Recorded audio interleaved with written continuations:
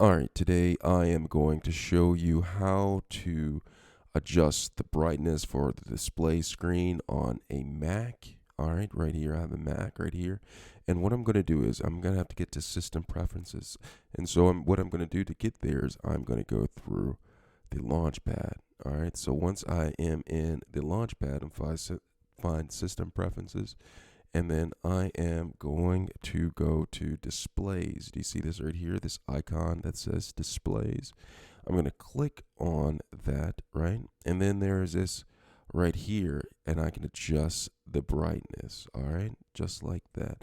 And then there's also this checkbox right here that you can check where it automatically adjusts brightness depending on how much light is in the room. And it does this by detecting the light from the camera.